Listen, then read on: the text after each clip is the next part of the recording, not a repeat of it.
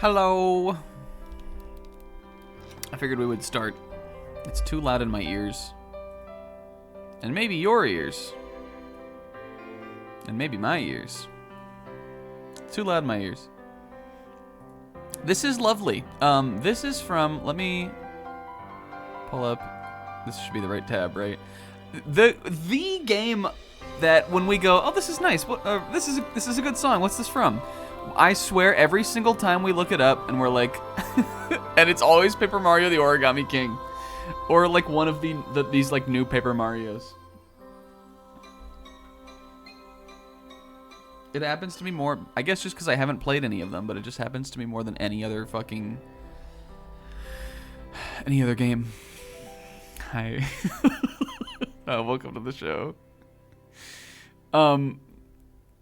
Let's say hi to everybody. Here we go. God, I have so many fucking tabs open. What's up to Sizz? Kingo. Naf. I'm so full of cauliflower. Yum. Zebra. Hi, Zig. Oh, this is raw. Anybody played this game? I played a little bit back on emulator back in the day. And it was pretty cool. It was pretty cool. It was pretty cool, cool.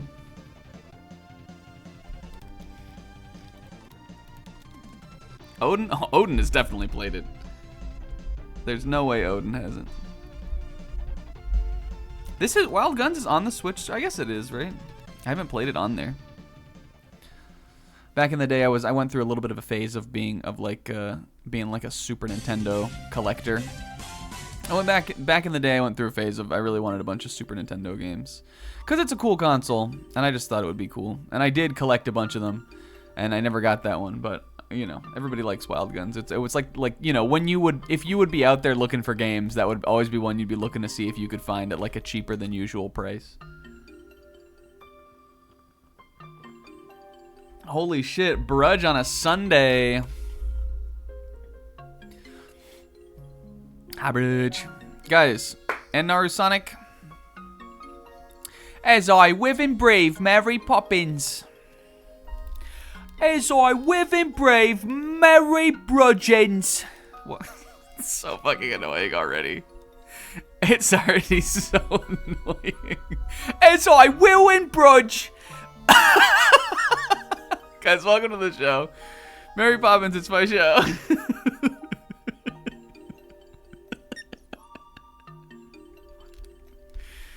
Oh, look at how adorable Monomi looks in her little dress. I was trying to think of how, of what the face cam was gonna be. I originally was looking for one where she's swinging around in the courtroom on her little chain thing. But I couldn't find like a good image, like a good high res image of that. But while I was looking for, yeah, look at the little fat Yoshi down there. While I was looking for ones, I remembered this. So I came upon this, and I was like, oh, they look so nice. They're so handsy, boy. It's really funny. Yo, what's up, Nitrum? Alright. Guys, we are here for two things tonight. First, we're going to do at least one or maybe two, at least one or two, I almost called them fuzzy tier lists. Funny, it's fucking hot in my room. I'm going to get up after we get started here, and I'm going to go turn my heat off. Yeah, we're starting here. I think when we put this up on the YouTube, yo, Ra. I never played this game. I know Naf liked it though. Is it too loud? Does it sound okay? There will be music cues tonight once we get into the Danganronpa stuff, and I really want to make sure it all sounds alright. If it's ruined, I will be pissed at myself. Listen to how fucking cool this remix is though. Okay. There's two things we're doing here tonight. We're gonna do some regular tier list stuff, and then we're gonna do like a Danganronpa post show. The tier list night is the pre-show, and then it's the Danganronpa after party celebration of the one and only the Steiner Zone. I will like I think I just cycled through like 15 thoughts and none of them were finished. I think when we upload this on YouTube, I'm gonna split these up, so it'll be like the tier list stuff, and then the Danganronpa 2 stuff, and I'll just stick this on the end of the like playlist for DR2. Yeah, we recently calculated, like, this is a good way, I guess, to segue us in today. Recently calculated my streams by length, which is something I've been keeping up with since I did them all for the fucking, when we did the stream ranking thing. And somehow this fucking, like, 40, like, by all God intended means, 40-hour visual novel game.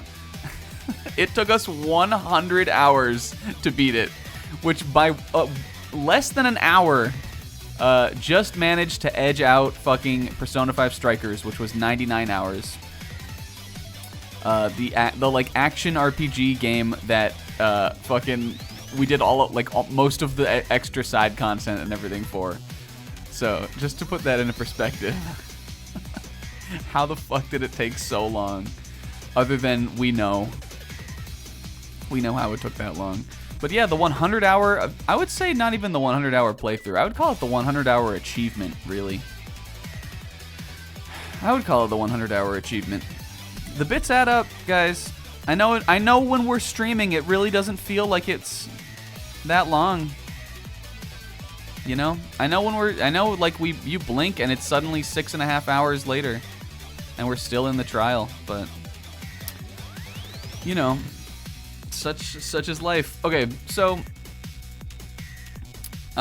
yeah, so that's basically the plan. We're gonna do some tier lists here first, and then we're gonna do like a Danganronpa 2 thing that's gonna end with us ranking the characters. So yeah, I'll make sure, of course, that we announce when we are switching over, obviously. And yeah, I think okay, here's my one dilemma, you guys. I don't know what tier list we're doing tonight. Dude. I've got some ideas. I wrote some things down. I've got a little notes app on my phone. I prepared so much for the Danganronpa portion, and none at all for, like, tier lists. I figured we'd just hop on here and just do some. We could do Pokemon Gen 8. I would be down to do that. But I just worry that that'll be too long. It's soda time. Oh, I don't know. I think Kazuichi will be all the soda we need. I sort of have had... It's just like... I have this grand vision for doing the soda tier list. And, you know... it doesn't feel like time. Here's some of the things that I wrote down. I wrote down Pokemon Gen 8, the Banjo-Kazooie levels. Yo, Sis. Which that would be quick and easy to do. I have the WarioWare cast, Mega Man X Mavericks. Now that one needs to be a full tier list night. That one would be fucking long. I know Sis recently sent me a tier list, or a suggestion for a tier list or something.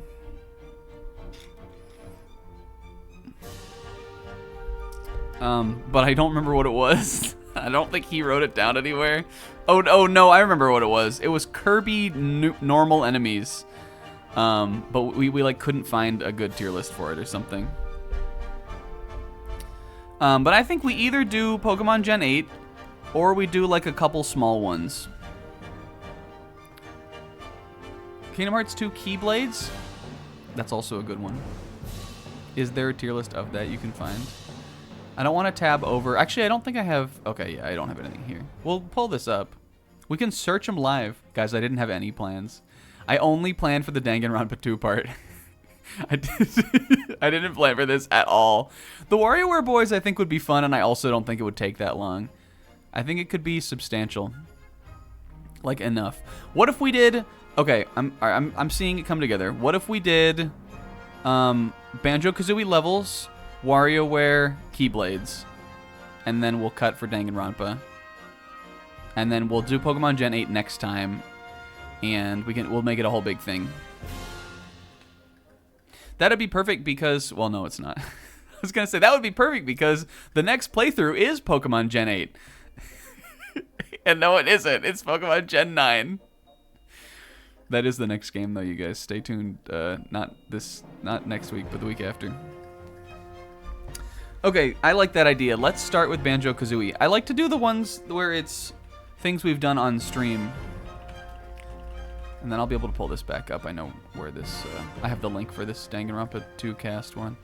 No, Steiner, no, there has to be one. No, no, no. Banjo-Kazooie with a dash? What the fuck? This isn't how tier make a worker. Hold the phone. Tier maker. Was that just that one list? Can't you search Banjo? Let's try just Banjo. There we go. That was weird. It must just be some way the site works. God, I have so many fucking tabs open. Well, it seems like it's working enough. I bet we can just find it on here. Banjo-Kazooie designs? Characters from Banjo-Kazooie. Personagen de Banjo-Kazooie. Here we go. Level tier list.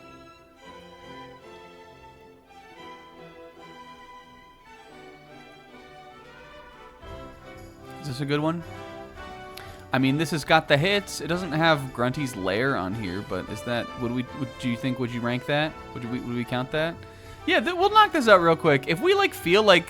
Maybe we should set, like, a time to... Like, an hour... Like, time to try to be done by. Alright, let me pull this up.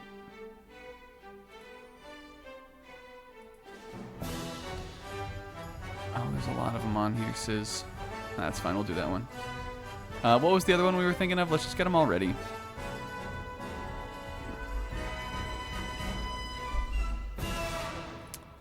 Okay. It was WarioWare. Characters? Games! This would, redesign tier list. This would have a, I just want the characters, but not the, let's see.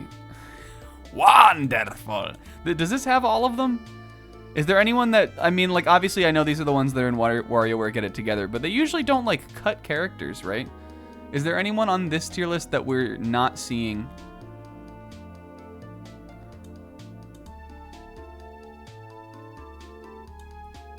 Oh, 13 amp. She's from WarioWare Gold. Jesus fucking Christ. Alright. Jujutsu Kaisen! Jujutsu Kaisen!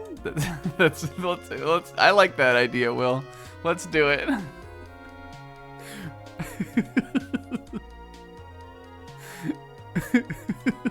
Kaguramachi, I'm Doruranachi. What was this fucking WarioWare characters?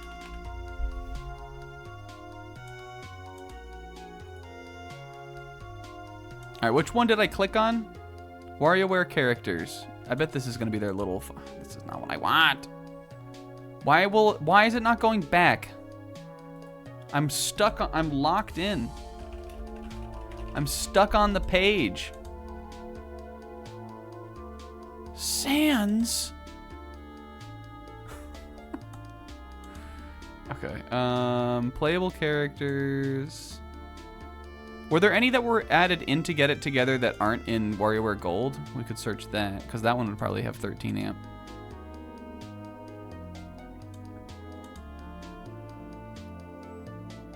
Because these are going to be all the playable characters. No. Or somebody find me one. Every single WarioWare micro game is crazy. Oh yeah, Pio. Well, I definitely want to rank Pio. Do we want to tier anything from Edith Finch? I think, didn't we kind of talk about Edith Finch as though it were a tier list? When we finished that game. I think we kind of did. I feel like we basically kind of covered that one. Let's let an AI make the tier list. Do we want to just use this one that has the guys from WarioWare Gold? Or WarioWare...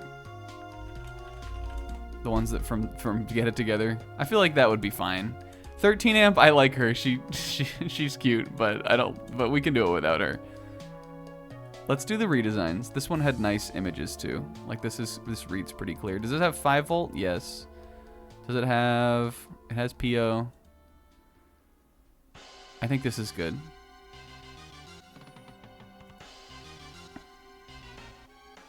There's... Can you imagine them trying to find a tier list and Chiaki has a problem with every single one? Hajime, this one doesn't have... This one has Redneck Kong on it. Remember how long it took us to find the Donkey Kong one? And I want one with Redneck Kong on it. Alright. Donkey Kong Jungle Beat, Hajime. I'm gonna be right back. I'm gonna turn my heat off. And then... There's no Kozakura on this list. He was so helpful. I'm gonna be right back. Stop making me think about the tier list for that game. I'll be right back. I'm gonna turn off my heat and then we'll get started. I promise. I promise it's fine. I didn't prepare.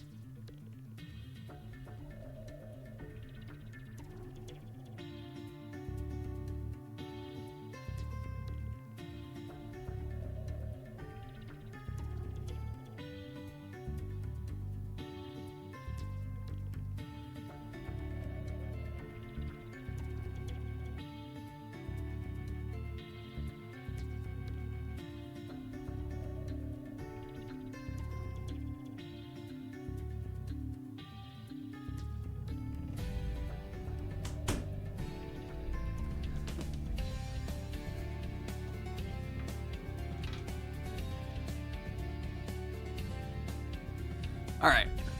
Rank the levels and then rank them again in the context of the Banjo-Kazooie playthrough. I like that. Yeah, we got a little Spyro here. Which is the better collectathon? It's honest. For me, honestly, it's a tough choice. Okay. Let's put them in order just so we can, like, make sure that we've got all of them here.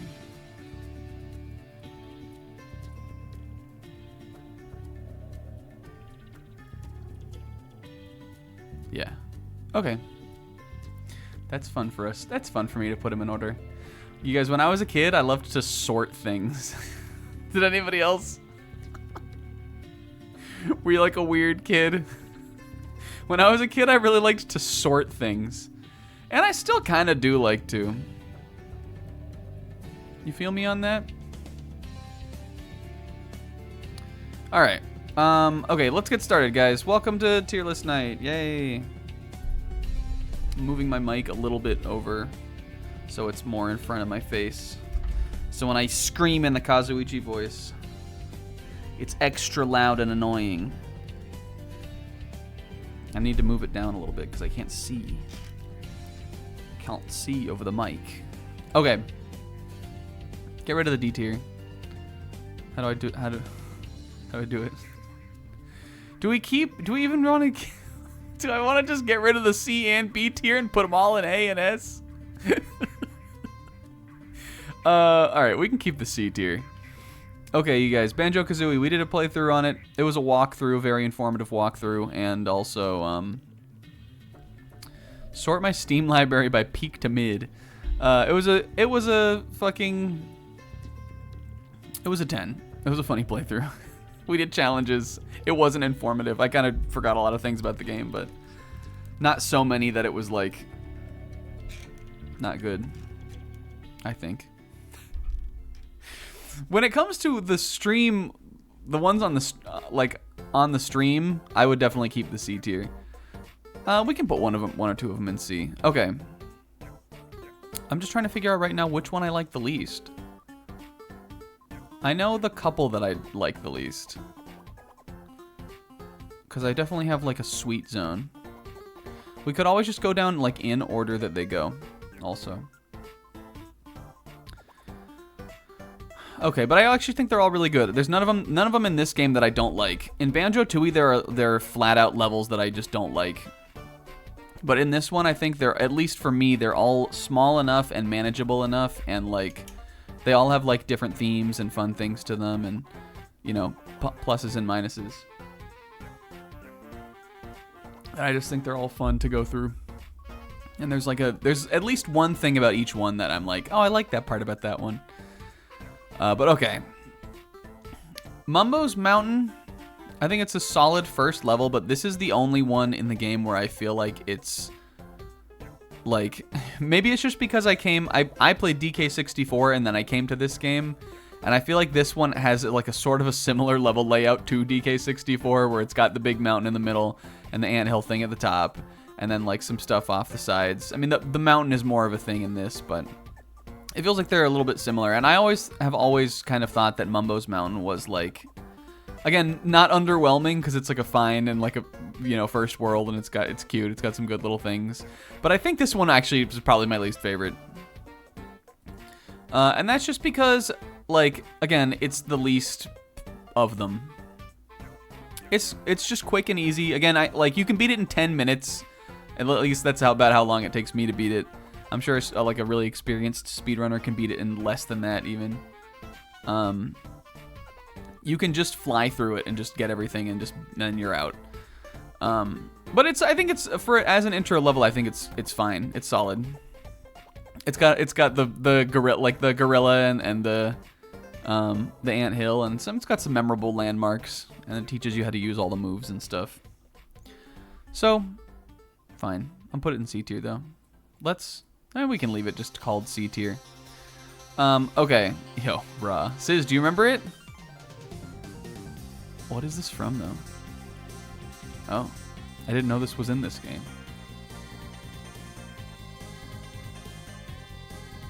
Yeah, you're right, Will. You're with me on that one. It fucking wishes it was Jungle Japes. Hell fucking yeah. Okay. This one is S tier. Treasure Trove Cove. I really think they just nailed it, honestly. They fucking crushed it with this one. Because, like, even though this is level 2, I think it, like, to me personally, it feels big enough that it feels the size of, like, a late game level. Well, this is from Portrait of Ruin, but the song is the stage 1 theme from Rondo of Blood, which Sis played. Sis had to do it a bunch of times because he was trying to get, like, some challenge or something. I don't remember what he was doing on. Maybe he was trying to go the other path or something.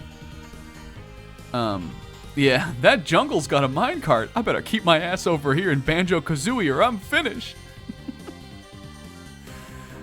Okay. Treasure Trove Cove, like, again, it does feel like it's sort of the next level up in complexity from Mumbo's Mountain, but it just feels way bigger, and, like, when I played this both as a kid and then also when I rediscovered the game when I was older, it just, like, kind of captured my imagination. The fact that you can, like, again, this is the first one where you get to fly, and you don't get to fly in all the levels, but the first one you can fly around. I definitely, like, I don't even remember if, like, I don't have any memories specifically of doing this when I was a kid, but, like, going all the way up to the top and just, like, being up there, like, in my little cozy little spot on top of the, like, lighthouse area, and, like, being able to look down at the level and all of that. Whenever I play the level, I think about, like, how much fun, like, that stuff is, like, when you're a kid playing, like, a cool 3D platformer like this. And it's pirate themed, and it's fun for us. Captain Blubber's funny, and I like the crab, and there's some good stuff. There's the sandcastle. It's a classic. It's a classic. Okay. I think, so next is Clanker's Cavern. I think this is most people's least favorite level. or it's either this or Rusty Bucket, I feel like. And I think I get why either of those would be someone's least favorite. This one especially has kind of this, it's, you know, got this sort of muddier, more industrial kind of look. It's not bright and colorful like a lot of the other levels. And it's a water level, which is, I know, stressful for a lot of people. But I actually like Clanker's Cavern. I'm going to put it in B. I think the song here is like a stanky little Grant Kirkhope styled bop. It's got like the kind of skunky, like oompa, like dopey looking ass music, which I think is fun for it. And I like that. I think like a darker level every couple levels is fun. Yeah, Clanker is a really cool element to the environment, and I think even though like it works that well, I think the fact that the level like is really sort of just Clanker and then like a couple little things around him, I think is maybe not as interesting as something like bigger and more open like Treasure Trove Cove. But again, you know, if you add way too much extra stuff into Clanker's Cavern, then you get a Banjo-Tooie level. So, you know, Banjo-Kazooie is all about these sort of central set piece things that'll be the main draw of the level, and then you branch off in a couple places from there. And I think this is a strong one. But something's got to go in B, so I'm putting it in B. That doesn't mean I don't like it, though. Actually, we might... Because I feel similarly about Bubble Gloop Swamp to this one. Maybe I'll move one of them up to A. Or I'll keep them both in B. I also like this one.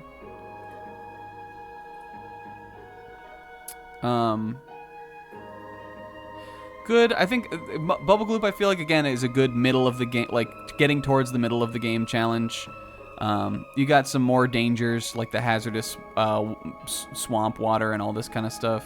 This one, though, I think visually I think I like this one a lot. I really like the greens and that whole like color kind of aesthetic. And this one doesn't have maybe necessarily like the big central thing that you branch off from. It just has a bunch of little kind of central, like decentralized areas. But each one has its own little flavor. You have that, like, you go up to the big, like, maze thing that you have to wade through to get to Mumbo, or you go over to those hopping hut things that I think are cool. And then there's the big alligator, obviously, and the turtle. And I think it's fun. It feels like it's like a, it feels like you're trekking through, like, a magical, cartoony swamp. I think it's a lot of fun. My first playthrough of Banjo-Kazooie where somehow ended up doing Bubble Gloop Swamp as their second level. That's what we did on the stream playthrough. But otherwise, I wouldn't say it's like a number one favorite. We might, one of these Bs by the end, we might move up into A. Okay, this one's an A. The song of this, I don't even know which of these I should have put in order first, but whatever. The song of Gobi's Valley is just the most obnoxious little fucking earworm, and every time I play this game, it gets stuck in my head, and that goes a long way for me. But otherwise, I think I like, again, there's not a level otherwise in the game really where you go into little pyramids and you're, you know, in its own little kind of, like each one has its own little challenge and all that, so. I think that's fun about the level, that it's got, you know, it's got a bunch of little, like, secret zones you go into, and you gotta figure out how to open up the pyramids and get in them and all that kind of stuff. And I like Gobi, and I like all the, I like the, I like the shitty tree and all that kind of stuff is fun. And you get the turbo trainers, which are fun in this level. It's a good.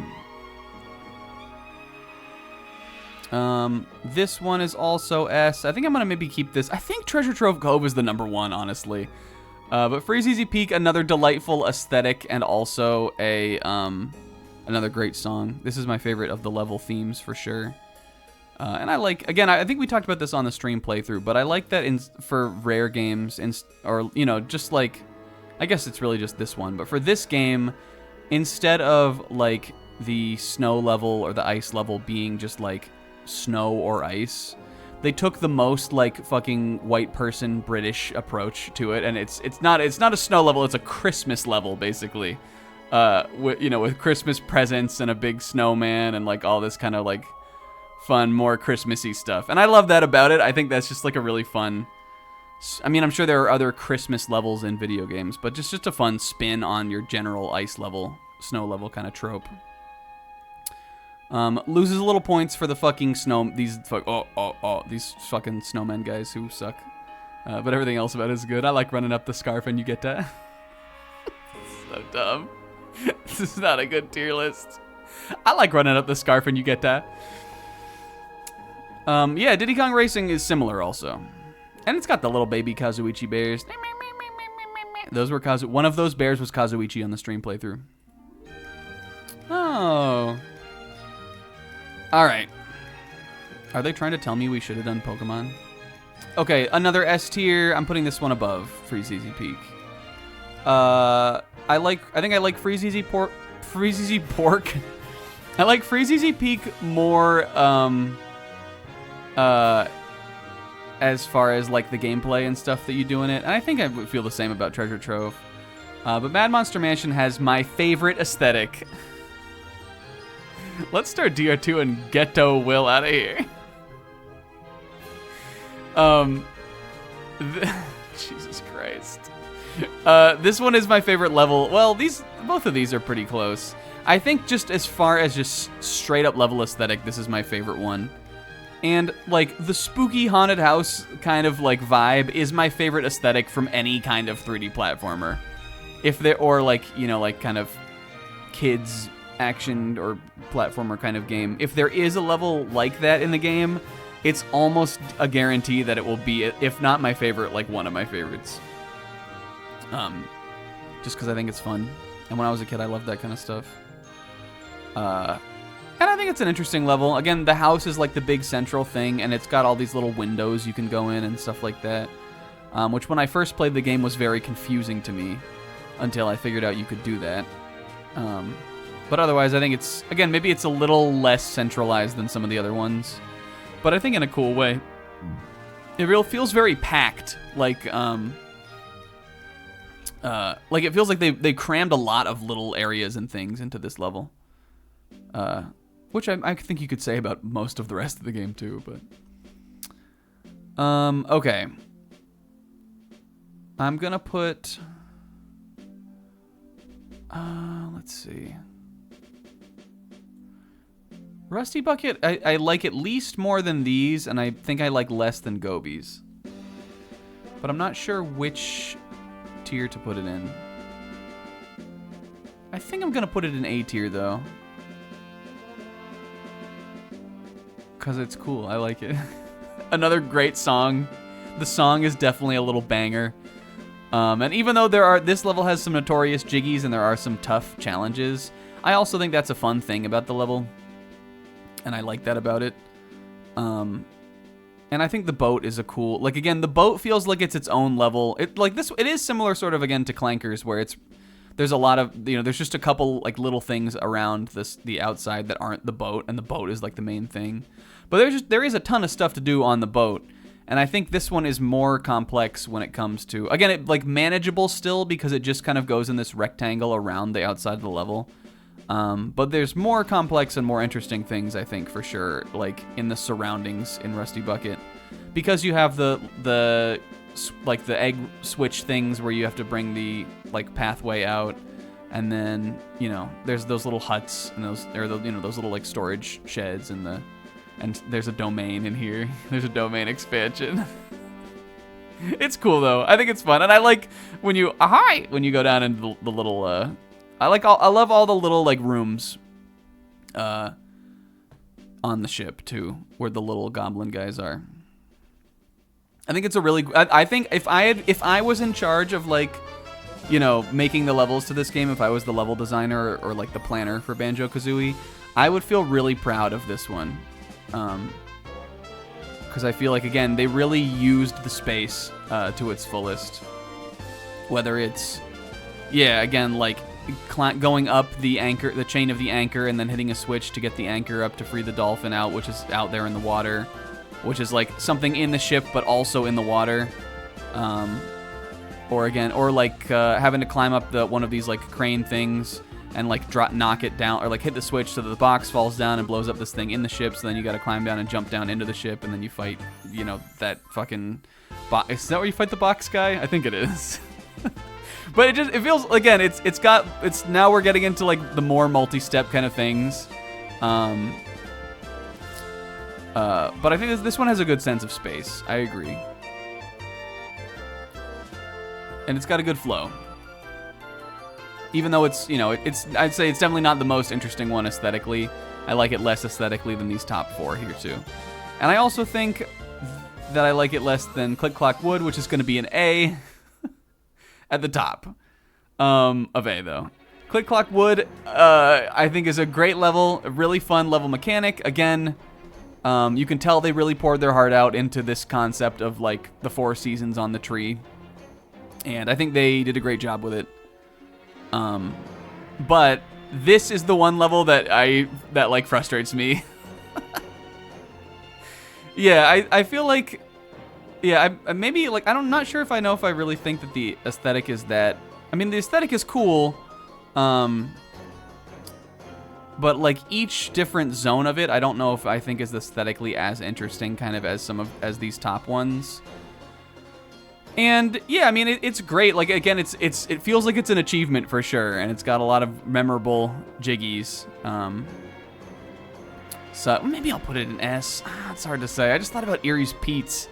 It's got a lot of memorable jiggies. I am actually just for the sheer like creativeness of the of some of the challenges that you do. I really like doing things in one season and then coming back and seeing them progress in the other seasons. Such as Erie or Nab Nuts or the Flower, really any of those things.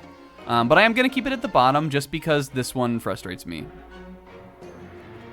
If I like die and like mess up on the like running and hitting the switches and then running to the back of the ship and getting that jiggy from the propellers in Rusty Bucket Bay, I'm like, whatever, man, I'll just do it again. But like if I die in Click Clock Wood, I get a little salty. Again, I'm at the point where, like, if I'm playing Banjo-Kazooie, and I'm really playing it a lot, then it all comes back to me, and it, it doesn't take too long to get all the stuff back and beat the level. But I think it has a couple frustrating points. The big birds that pop out of the tree, I don't even know if I think those are necessarily like I don't even think those really add to the level. It really, like, maybe it would be too easy to get up the tree without them. But I feel like maybe more just kind of platforming and less of those fucking, those birds are everywhere. Less of those fucking birds, I would maybe make me like the level more. Because it's not hard to kill the birds either, but it's just like, I don't know. In every run of the game, are you not maybe gonna kind of get hit by the bird and fall damage back and get a little too close to the edge, if not fall off it? Probably you are. Yeah, they're not a new enemy, even though they're like a reskin enemy. But other than that, I mean, it's great. It's a classic, and if a lot of people I feel like would say that this is their favorite one. So, and I totally buy, like, I get that. I buy that. I'm fine to put an unequal amount in S because, guys, I love the game. What is this from? Oh. Yeah, I think it is interesting that, like, yeah, like Zebra said, it's definitely not final level aesthetic. Like, the woods, you would imagine that to be, like, kind of in the middle of the game. However, it feels like it does have the final level energy because it's like they didn't put the most dangerous feeling level at the end. They put the most complicated level at the end. And I think that's cool. They definitely put their strongest idea kind of at the end of the game. We like that. You don't want it to blow its load halfway through and then the last couple levels aren't that interesting. You want a good progression. I don't think I would change anything about this. I think this is perfect. Again, it's pretty easy to talk about Banjo-Kazooie. All of the songs are bangers. All of them cute. Banjo Cooka. tutti, fluta, cuta, jumpa. Stupid. Alright, I'm downloading this. Oh god, please don't look up here. You didn't see it, right? I actually don't know what you would have even said. Where would you put Grunty's Lair as a whole? I would probably put it maybe like... I mean, Grunty's Lair is really cool. I think I like it a lot as a hub. I think it's interesting that it really kind of does feel like a level or like you're journeying into it.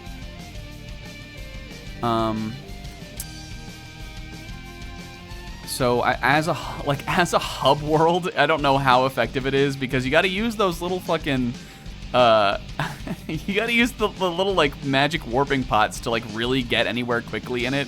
It's sort of confusing as a hub world. But in the same way, I really like it as sort of it feels like you're getting deeper and deeper into like the belly of the beast kind of as you go through it. Put it somewhere in B probably. Yo. Yeah, Stone Hill is a good level. I wonder when we,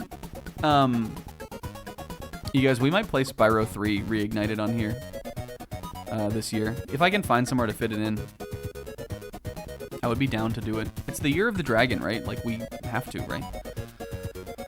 But I want to play them all. Then I could do a tier list of, I could do a tier list of levels from that game, too. Well... maybe not from all three of them at the same time, but I see Kingo and like Sizz and like people will do a tier list of the Spyro 1 and 2 levels, and even though I've played both of those games multiple times now and I do know the levels pretty well, it's like, you know, you forget things. Just like we forgot things about Banjo-Kazooie. Okay, let's rank them based on, I liked the idea of ranking them based on the challenges. I think I did, Sizz, but I don't feel that confident in it. It could be fun to do it on stream. Okay. Alright. Can I take everything off? There's a way to reset this, isn't it? Isn't there? Yeah.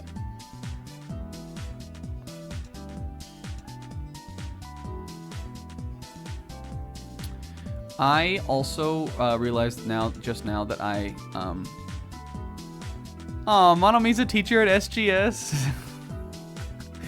Listen, if you're gonna be a teacher at small girl school, then who better than an itty bitty girl who's sweet like milk? You know what I'm saying? Ah, that's cute. All right, I'm gonna go get. I realized I left my water in the living room. I'm gonna go get it, and then we'll come back and we'll knock this shit out too. Let me know which of your levels were your favorite for the challenges, because I think I remember them all, but maybe we need a little help. I'll be right back.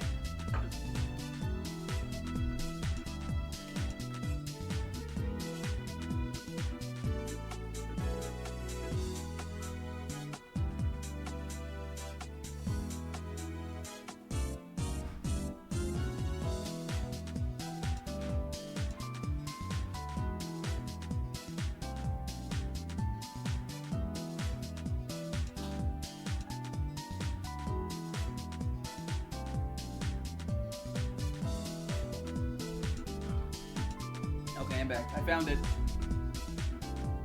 I found it.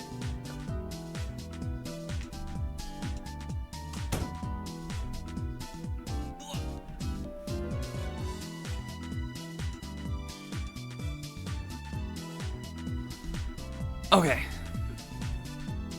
What if she was a teacher at... What if Monomi fucking... Monomi S. Bunny was a teacher at Tokyo Jujutsu High? Well, if I told you that Monomi, the little shitty bunny from Danganronpa 2, had a domain expansion, would you believe me? Because I'm not going to confirm or deny that for you. But if I suggested it to you, would you believe it? What if I suggested to you that she was a being with 0 cursed energy, but also had a domain expansion?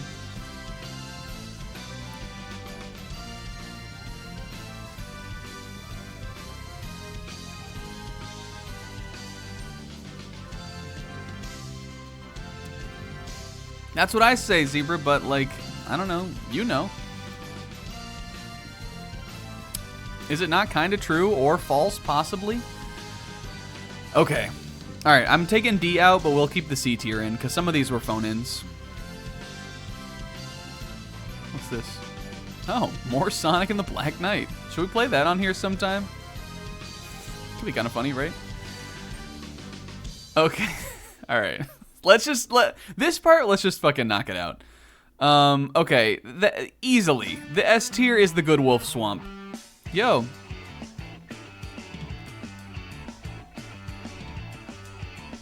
This is the best one. The whole playthrough is like carried by this in my opinion.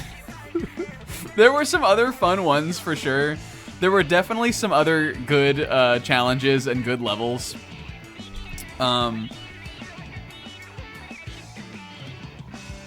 But the Good Wolf Swamp is like its own stream almost, kind of. It feels like it feels like we slipped into like fever state for this one. And it's the thing about the playthrough that I love the most, for sure.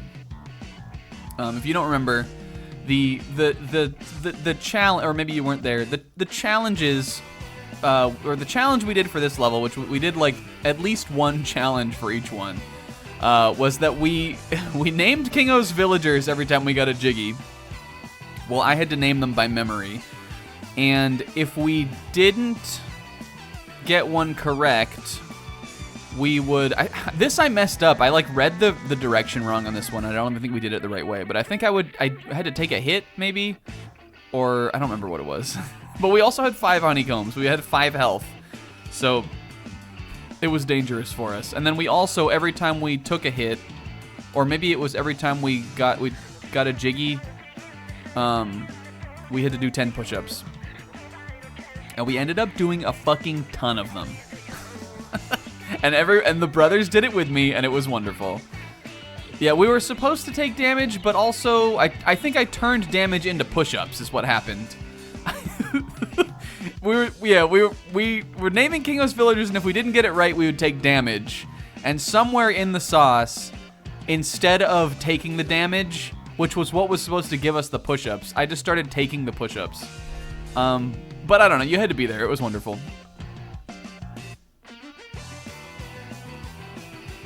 And it got a bunch of us onto a fitness kick. Yeah, Kingo, it really did. That bit from Good Wolf Swamp, yeah, it became a bit we put onto a character in Vesperia, and then like that became one of that character's big like main bits. Okay. Let's put some C's. This one I played with my controller upside down, and everybody was like, no, you gotta play it with the screen upside down.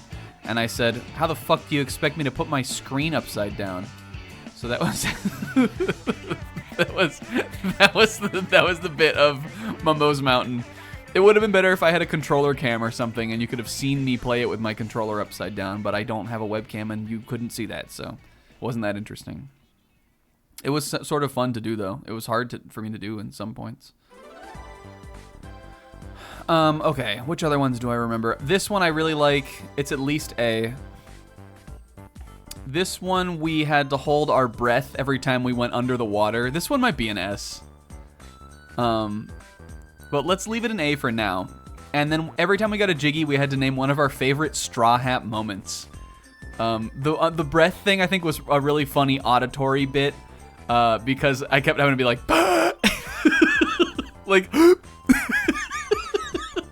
I remember K-Man like really fucking, K-Man was really fucking roasting me for the, for just like what we were doing on stream. Just no commentary, holding my breath. And I love One Piece, so I loved doing the Straw Hat moments.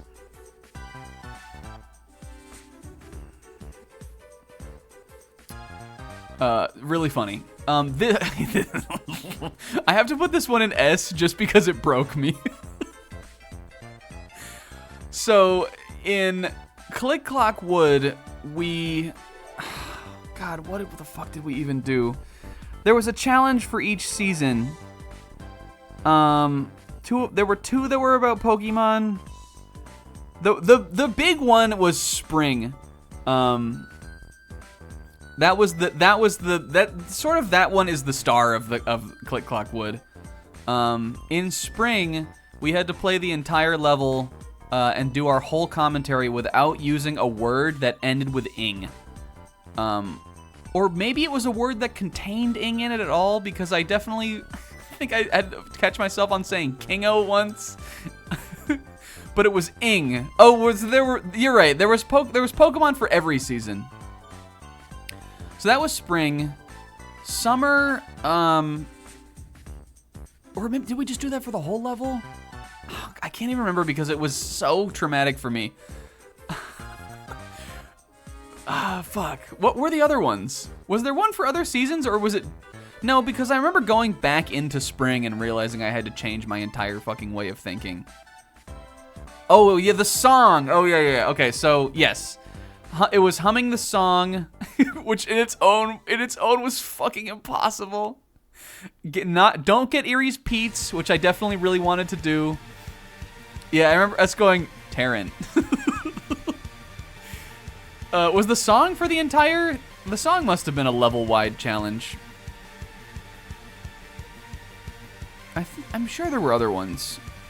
Would we not have had one for summer, fall, and winter that weren't the Pokemon one? I don't know. You'd have to go back.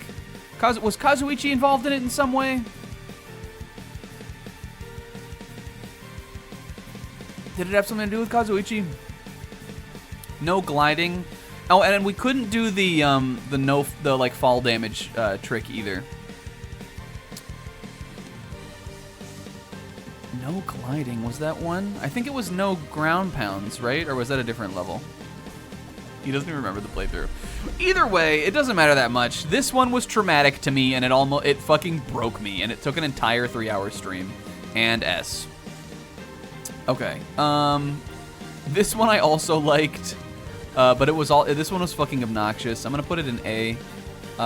In Treasure, no, this was the. Okay, Treasure Trove Cove was we could only attack with the basic like claw swipe move, and also every time we got hit, we had to sing a pirate shanty, which just ended up turning into the George Harrison pirate song from the Monty Python thing. And I thought that to me, I thought that was a funny idea, and I thought that was a good challenge. So this one was solid. I'm gonna put these in B, but I'm gonna put, well, one of these maybe we'll put in A, because I just remembered, and this one is also in A. I just remember, let's put these in B for now. I remembered Mad Monster Mansion wasn't as good of a one. This is definitely the lowest here. I think, at least, from how I remember it. Not that any of them were bad. So we just put a lot of shit on the board, so let's make sure we go through it. Yeah, I like to be a pirate. That one had forced me to be more creative. I just think the holding the breath element of this one was really funny. Is this one not S? Maybe also? Was this just that one challenge? This one also almost broke me.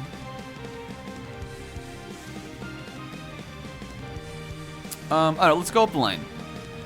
All three of these B ones involved, there was a food item involved in each of these.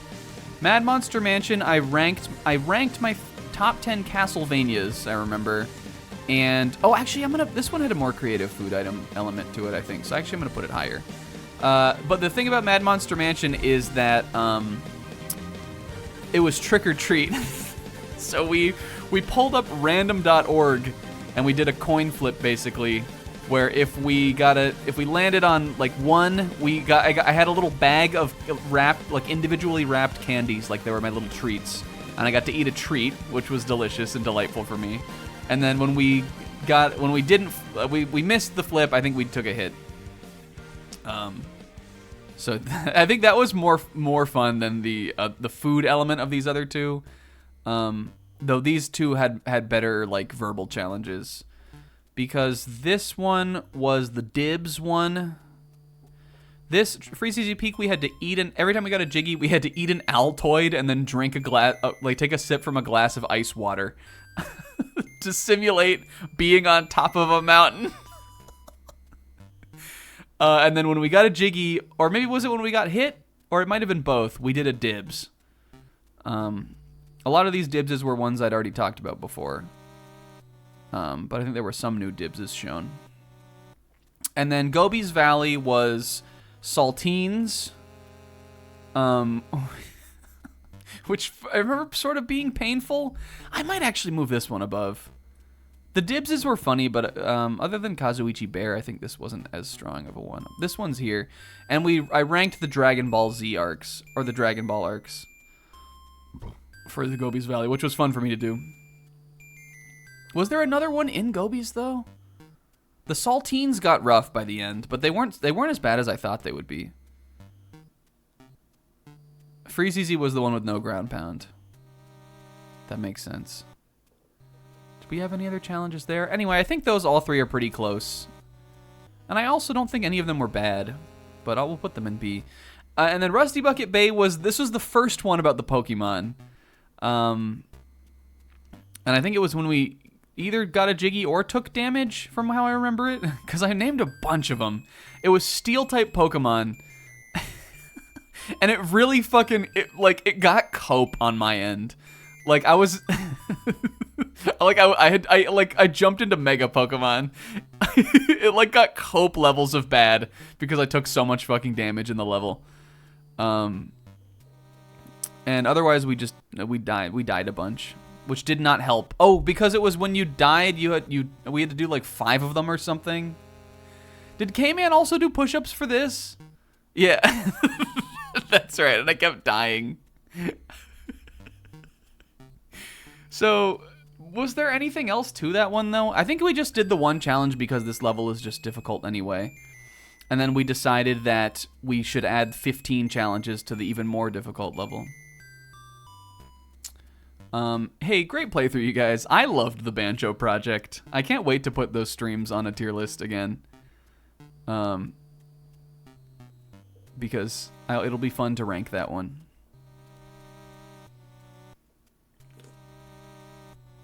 I think since the last time we ranked them, where the two most recent things that hadn't been ranked were Danganronpa 2, which started right after that, and then Pokemon Trading Card Game, which was in the middle of that.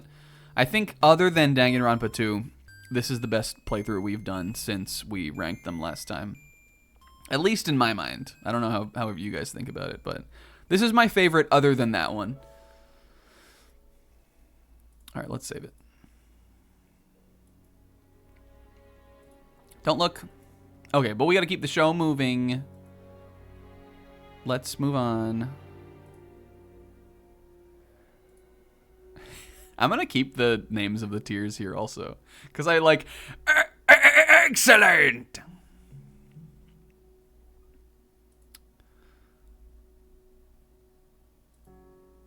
Okay, guys, do you know WarioWare?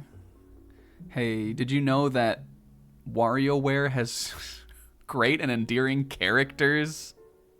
If you've never really engaged with this series, you'd probably be like, Snack, no it fucking doesn't. It's a mini game compilation. Incorrect. What WarioWare actually is a chronicle in the lives of 15 wacky little fucking Dua cute cartoon characters, one of whom is Wario.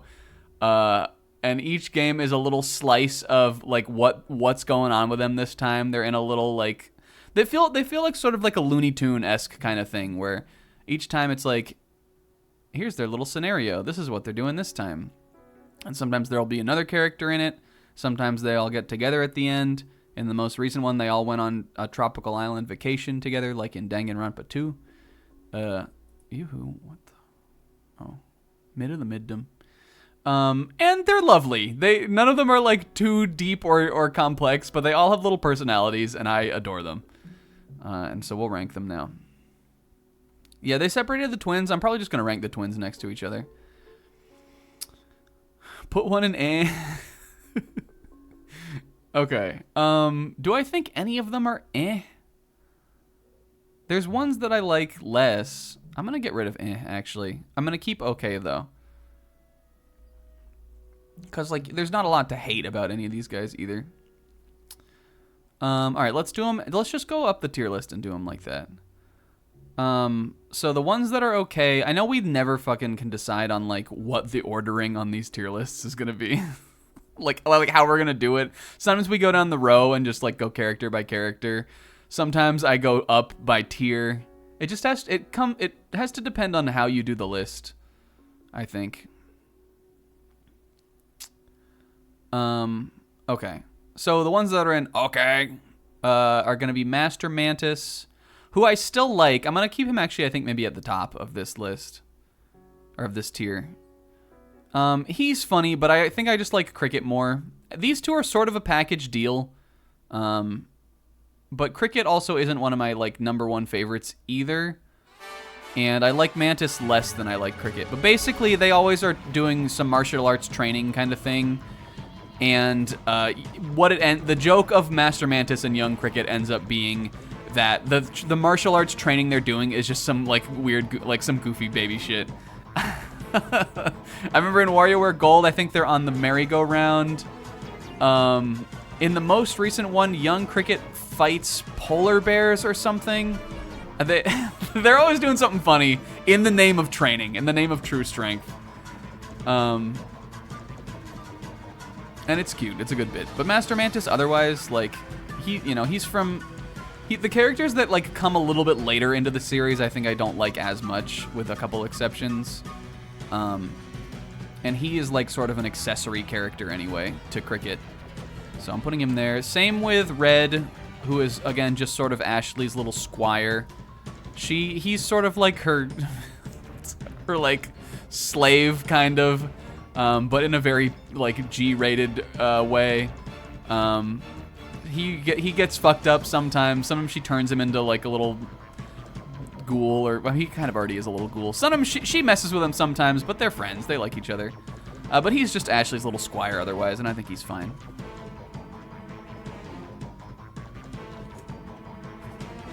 Pixel, what time is it where you are? Actual question. Pixel is in Vietnam right now, you guys. Isn't that crazy? I hope he has a good Vietnam nom. Okay, alright. And then the other one that's in the okay tier is, this girl's name is Lulu, right? I'll put her above Red. Red is like the most nothing of these guys to me, I think. She's fine, and I think she's cute enough. But I also think she's like, there's nothing that I like love about her. She's also one of the newest characters. I like her big eyebrows. I think that's funny. And I think her plot line in WarioWare Gold ended up having a funny punchline too. And I also like that NAF. I like that she was like the one-off kind of character in Gold who had like a quest to like defeat Wario. But now that game is over, she's just part of the cast now. It's funny. And I think she's fine. But she also kind of feels like the character that got added to like a thing that had a really memorable cast like 10 years later down the road. And, you know, she's like a new Peanuts character or something like that. Okay. 7 a.m.? Yo. She has a big crush on Cricket. Is that from the new one? I gotta play more of that game. I had a great time, like, just kind of vibing with it over a weekend. And then I never went back to it because I didn't want to take my Switch out into the hallway. Into the living room. I don't play my Switch in the hallway. I didn't want to take my Switch into the living room again to play it, but I wanted to play it on my big TV because I thought it's just more fun to like move around in front of a big TV. But I should play it more. Okay. Now is where it gets hard because I like everybody else a lot. All right, but listen, this tier is just the okay characters. Everything up from here is wonderful or beautiful or excellent. Excellent! Guys. All right, because I know the characters I want to put in the S tier. So now let's figure out who's in the next tier up. I think we are gonna go Cricket in this one. 5 volt and 18 volt, I think, probably. And even though I think this might ruffle a couple feathers here, I'm gonna put PO in this tier also. Oh, yeah, what would Wario Land Shake It do? But I'll put PO. PO is wonderful. Where do I like Cricket the most here? I'm having a hard time deciding where to put him. He is one that I didn't leave as much of a big impression on me from Smooth Moves, the first game he's in, but I think he's been funnier every time after that. But 18 Volt had that funny rap battle. PO is also named Pyoro, but he is a classic. I'm gonna maybe put 5 volt lower. She's funny though too.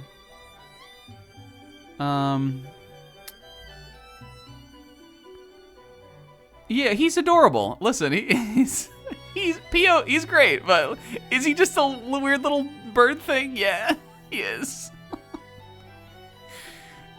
He beat a lot of characters that speak.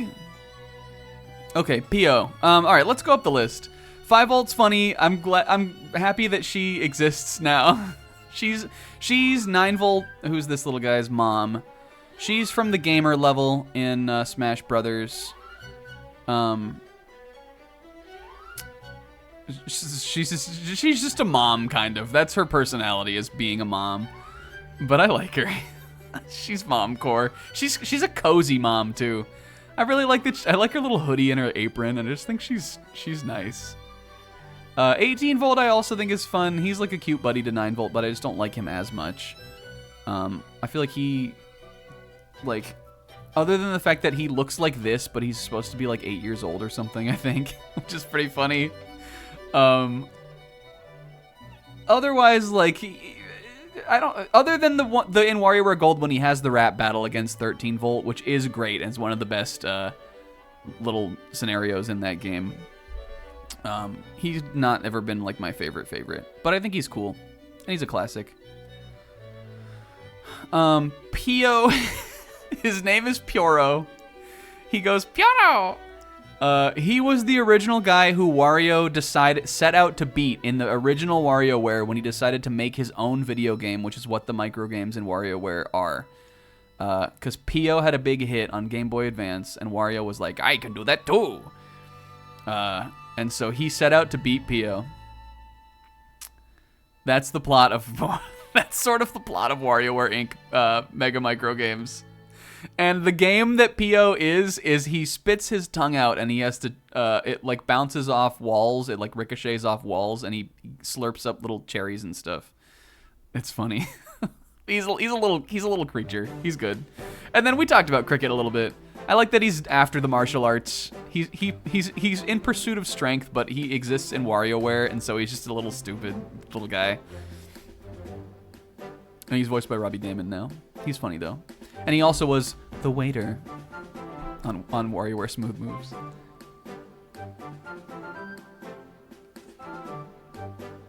Okay. We got a couple duos left. We got some strong contenders here too.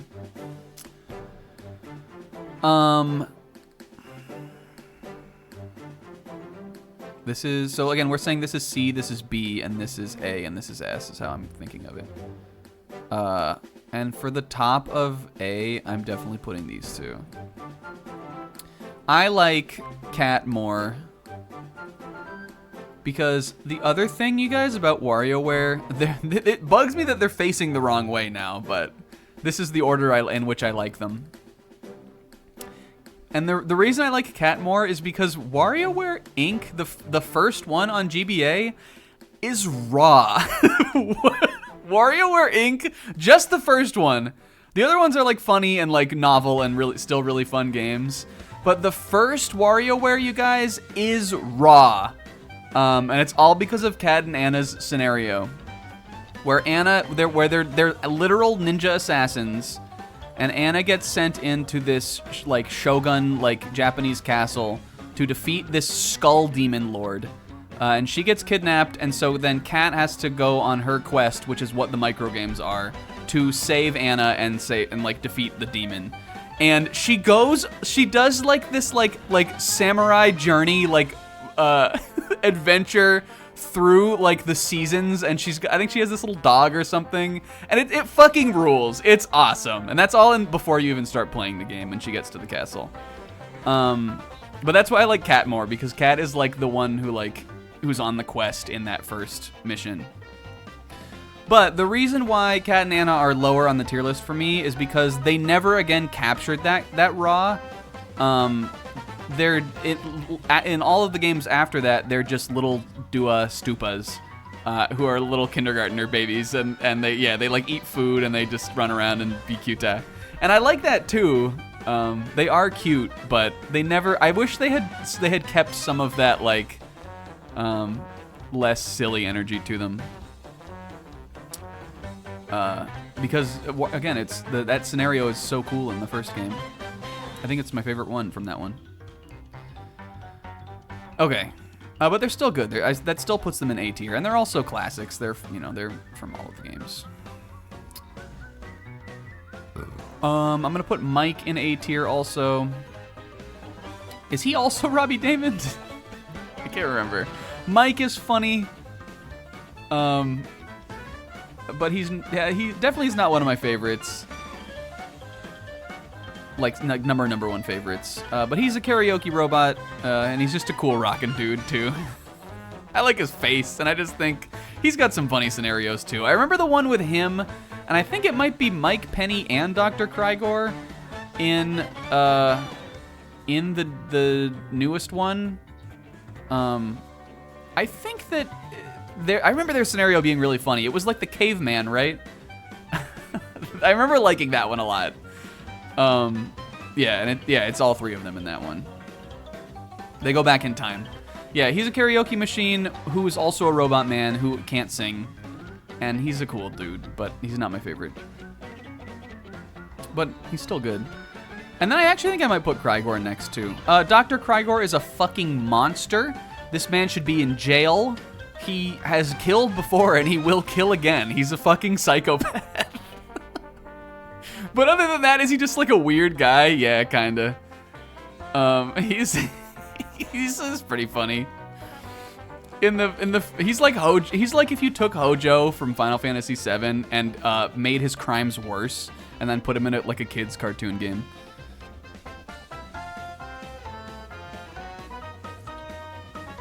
Probably, at least. But I like him. Actually, let's see. Is there anything I love about Dr. Krygor? I actually might have him here. He's definitely still an A tier, I think. And he's funny. He's silly. He does a lot of the time he dances around with a rose in his mouth, and he's just sort of a wacky kooky scientist guy. But as far as the real the heavy appeal, I think he sort of just misses the mark a little bit for me. In WarioWare 1, I remember his micro games are all the real the photorealistic ones, I think. He has the toilet and the he's crazy. Okay. And are there any others? I gotta put at least one more in A.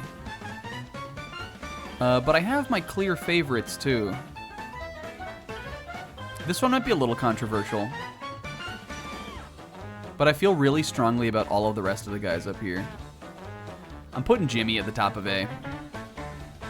Now I know Jimmy is a fan favorite for a lot of guys, and I think he's great. Also, he again is just a cool disco dude.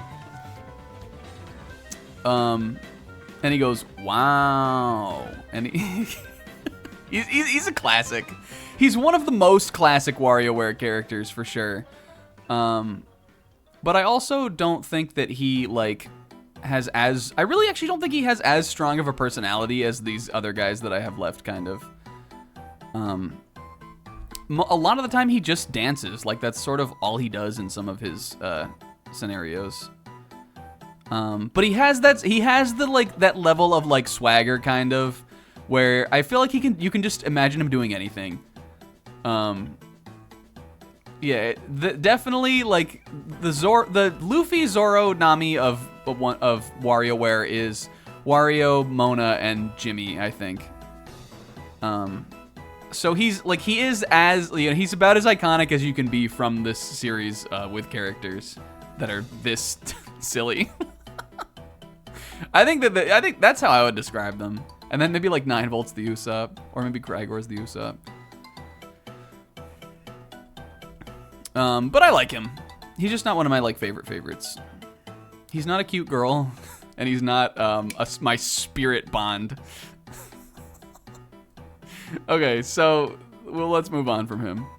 But Jimmy Ra, he's a cool guy. Okay, excellent. It's gonna be really hard for me to not put Wario at the top, you guys, honestly. I know which ones are lower on this list for me, for sure. But ordering them is hard. I also think if we put Wario at number 1, which I think I am going to, my number 1 down from that, I think will maybe surprise a lot of people. I almost wonder if there are some people, like if you know WarioWare, if you're wondering why there's a character who's still on here, like, who's still on here at this point, that you're wondering why they would be, kind of. Okay, let's start putting some up there. I think my bottom of S is Penny. She is Dr. Crygor's granddaughter, I think. And I like Penny a lot, but she's weirdly like one of the characters that I think I've liked her more with each game that's come out, from like a baseline of not liking her very much. Because I know the first one she's in is the Wii one. And I like when they started putting her in other WarioWare games after that, I like didn't even remember who she was from the Wii one. I remember what she looked like, but I didn't she did not appeal to me from that one. Basically it's similar to Mike, actually. Her whole bit is that she wants to be like a pop star, but she's also like a little ski nerd science girl, and she's always trying to make her voice sound better, and her little experiments usually end up making her voice sound worse, I feel like. I think that she's got at least 2 scenarios or multiple scenarios like that. But otherwise, she's sort of just like a cute little funny nerd girl. And sometimes she hangs out with Dr. Crygor. Sometimes she hangs out with Mike. She does experiments and singa. And she has a absolutely wonderful little song in WarioWare Get It Together, which is definitely the highlight of that game for me. It says in each WarioWare game, or at least in most of them, there will be like one scenario that has a vocal theme. Sometimes in one of them it's Mike. These two have one in the vocal theme in the first game, but so do these guys. And then these guys have it again in the Wii one. But in the Switch one and Get It Together, it's Penny, and the song is delightful. it's cute. Yeah. The one where it's Mike is also where the Ashley song comes from. And then there's Mona Pizza, which is also in Smash Bros. These two are. That one's from WarioWare Twisted. There's usually a vocal theme, but in the Switch one, Penny gets the vocal theme, and it's great.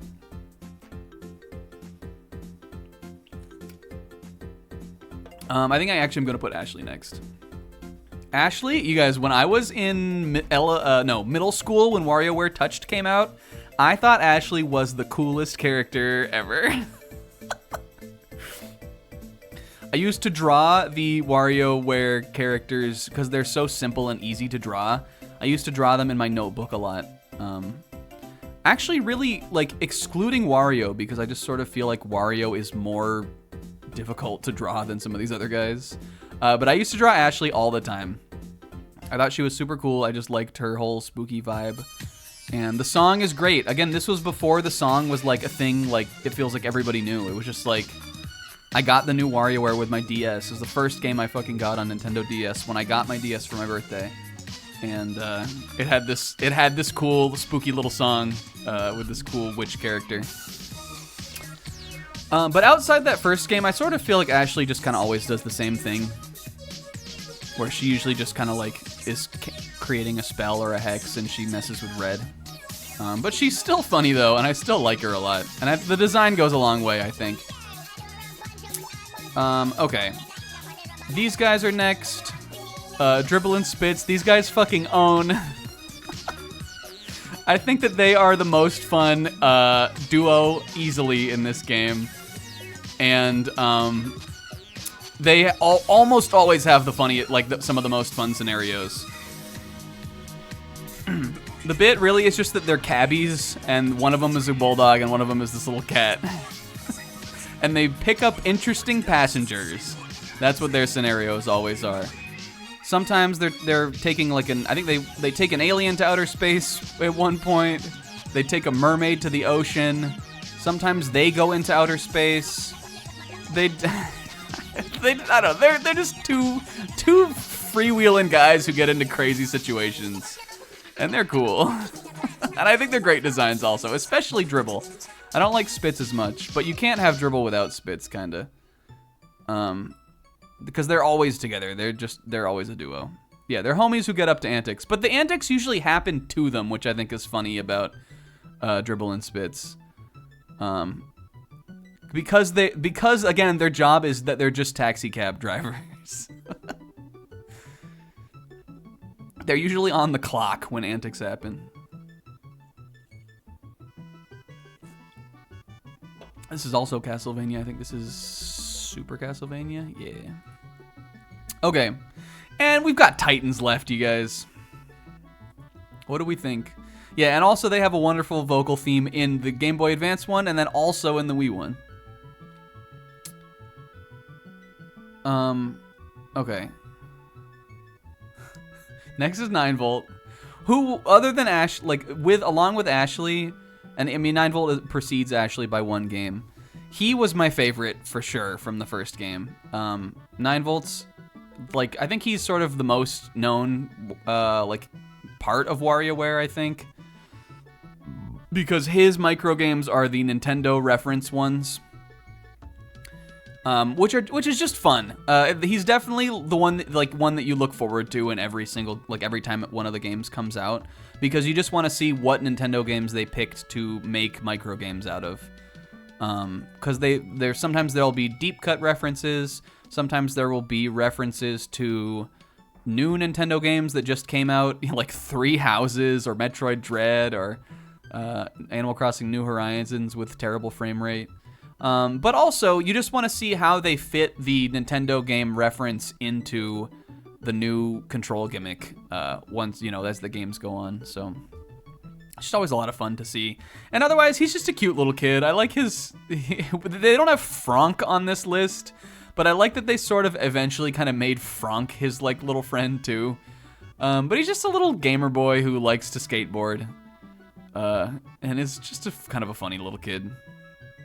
Being a gamer, he really is the ultimate gamer, kind of.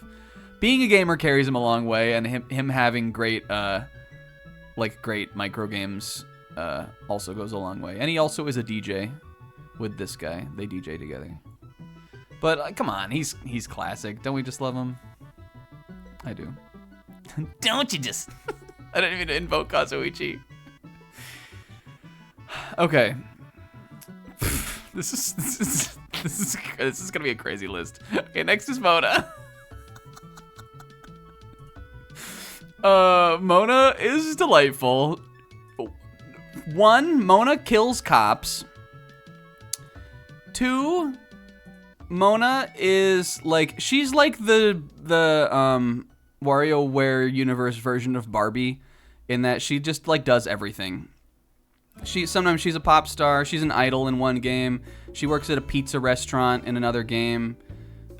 She rides a moped and has little animal buddies who play. Literally, the origin of play was when WarioWare Gold came out. That Mona's scenario in that is she leaves the little animals at home and they play, and they mess up her house.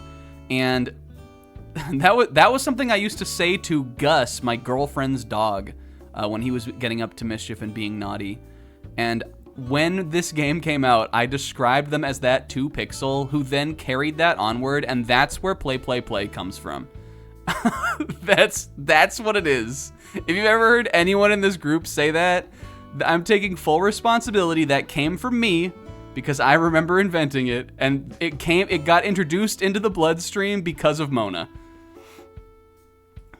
So we kind of got off on a tangent there, but yeah, she has little animal buddies who mess around and are cute. One of them's a pig, or is one of them a pig? One of them's an elephant, one of them's a pig, and then one of them is a monkey who used to look horrific better, and now also looks cute worse, but is still cute.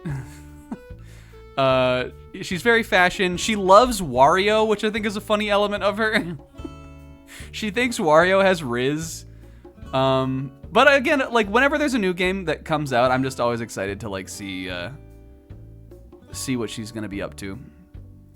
She's fun. She's definitely Barbie. She feels like a Barbie. It's true, Wario does have Riz. She thinks that's what I meant. She thinks he's cool. She, like, looks up to him. Yeah. Okay, Orbulon is next. Mostly based on design, but okay, it's a lot based on design. 10 out of 10 design, no fucking notes for me, honestly. I think he's the best design in the series. He's just a little, he looks like a little spermy gray alien with cool sunglasses, and he rides around in a little piggy ship. I think originally, maybe when he got introduced to the series, he wanted to conquer Earth, but now he just, like, likes hamburgers. He's just a chill guy. He's just a cute little alien guy. I fucking love him. Yeah, he's just sort of like a weird, inquisitive guy. He definitely has the vibe of, like, you know, like an alien pretending, like, to be human. And so whenever he, like, wants to, you know, he wants to discover something about humanity or, like, some human culture thing, he always goes about it the wrong way. And that's the joke of Orbulon. But I think it's a good joke. Yeah, he's a little bit, he's sort of Elizabeth-esque. I think he's hilarious, though. Every time he does something, I think he's funny. And I also think that his design has only gotten stronger as the games have gone on, and he's become more and more of, like, a little gremlin. Where I don't feel that way about some of these other guys, whose designs I think have gotten a little too squishy. I liked how some of them used to look better than how they look now, but I've never liked how Orbulon looks more than I do in, like, his current iteration. I think he's adorable. I want a little plushie or, like, a little figure or model of him or something. Okay. Number 1 is Wario. Mona was right. Wario does have Riz. Hell yeah. What could you say? He's the homie. Wario. He is hilarious in WarioWare also as a series. He maybe doesn't get as much personality in it, like, compared to the other characters, because he's always the tutorial. Except a lot of the time he usually comes back at the end too. I think that the idea that these people mostly are Wario's friends is truly curious. And I think that there's a lot to be explored there, kind of, because he kind of treats him like shit still. In the end of at least in the first game, they all make micro games for him for his video game, and then I think he just tries to skip down on them and, like, not pay them, basically. But it's just funny that they made this whole cast of characters that are just, like, his homies, basically, after that. He does like them. They hang out, they do things together. I wish Nintendo would do, like, a little, like, cartoon or, like, an animated short, like, animated shorts or something with these characters, because I think they're really funny, and the fact that they are all friends with Wario I think is hilarious. But yeah, he's usually pretty funny in the games. A lot of the time the joke is that something bad happens to him. There's a lot of physical comedy at the expense of Wario in these. He gets fucked up a lot of the time, but then he bounces back at the end. And all of his micro games are always like, you take like a thing and you like transform it into Wario. Like there'll just be a bunch of grotesque Wario-esque imagery in his own micro game collections, which I think there's usually one hilarious one in all of them. And that's it. He invented the whole reason why any of the characters exist. Also, he leads the micro game challenge. He transformed into a train in the new one. Choo choo. And also, I mean, come on, he's got a pedigree. He's got so many other great games and adventures under his belt, such as Wario Land Shake It, the greatest game ever made.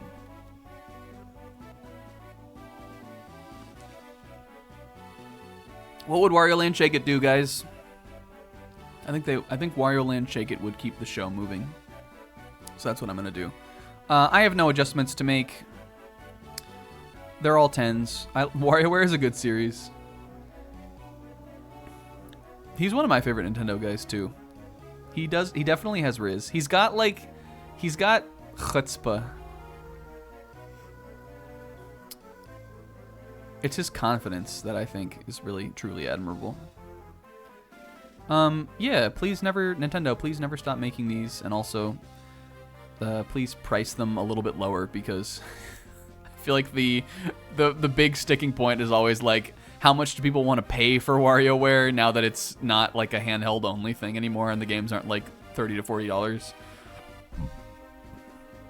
But I always pick it up whenever they come out, just because, I don't know, it's a fun time. It's fun for me. It makes me feel like a kid, because I liked the games when I was a kid. Okay. You have to pick 2 of these characters to defend you. The others will try to kill you. I'm picking Wario and Dr. Crygor. That man's a fucking killer. I would be a little worried about Cat and Anna, but I'm not anymore because they're little babies now. Yeah, that is crazy, Will. I'm sure it will sell all right, but I don't imagine that game will sell that well. Yeah, if WarioWare Move was $40, which I don't think Nintendo would ever price a game at $40 these days, but if it was, I would definitely recommend it. And I still lightly recommend it, but it is very short, and I don't think it's the strongest game in the series, but I do think it's fun. I liked it.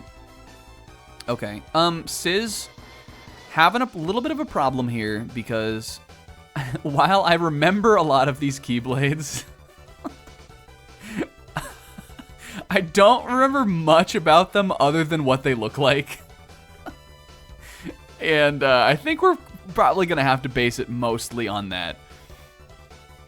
But I'm going to do my best here.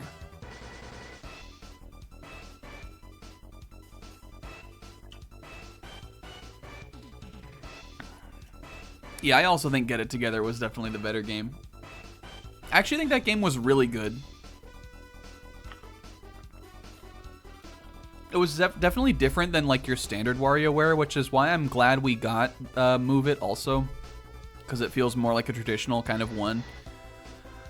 But Wario Get It Together is a really cool game. I think the gameplay, like the way that they implemented the gameplay of that into the micro games, I think is fascinating on a game design level.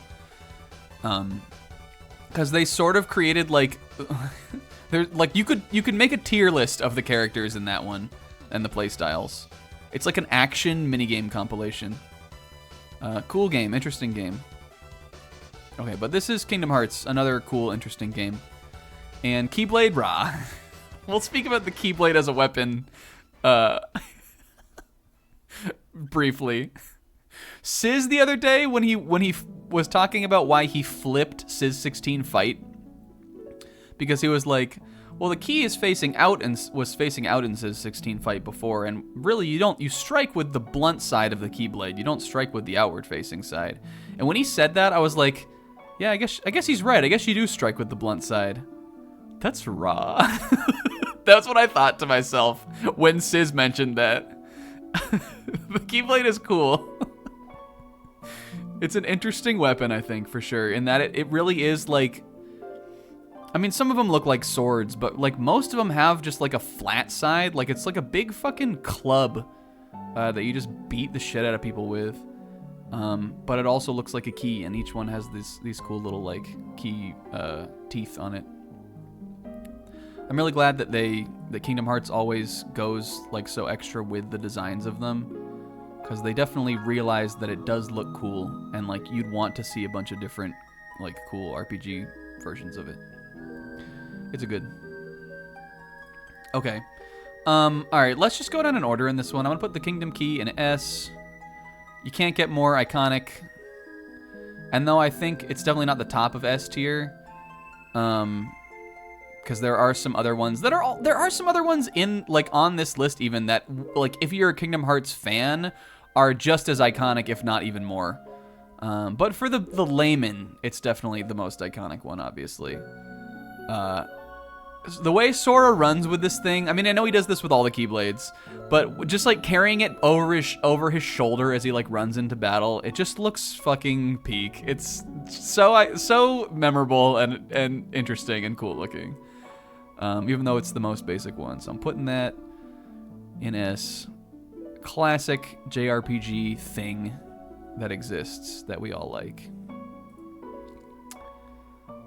This is the Lion King one. I like the little Simba. I like the keychain, is that what you call it?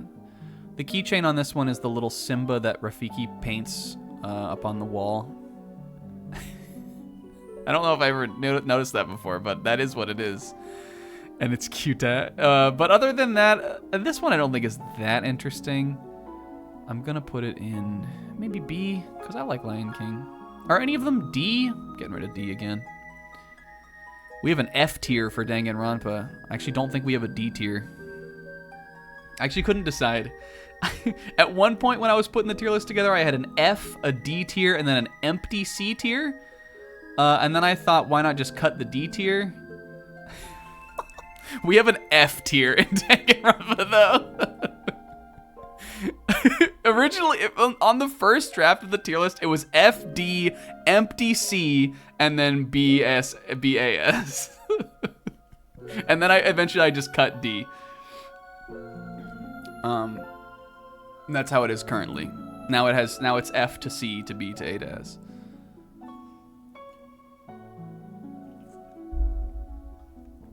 You don't know. Maybe it'll be somebody different. Okay, this is the Kairi one. Is this Oathkeeper? Is that what this one's called? And this one's S. Oh, Sis put them for me here. Yeah, Oathkeeper. Nice. I remember where you get that one in KH1. But really, other than that, it's just like the nice Kairi one. It has the little Paopu fruit on the keychain. I really like the design. I think the teeth on this one is super cool. It's like this kind of star thing, and the wings and all that. And again, this is like the ones that are super iconic. Other than this one, and then this one. This is the Ultima weapon, right? And then where is this one? This is Squall's. Right? Or this is Leon's one. Where's Riku's one? Doesn't he have, is that this one? This one I think is iconic too, right? Or is it this one? Sis, help me out. You can't you can't say one of them is iconic, and then not remember which one it is, right? Isn't this Squall's? I think it is, right?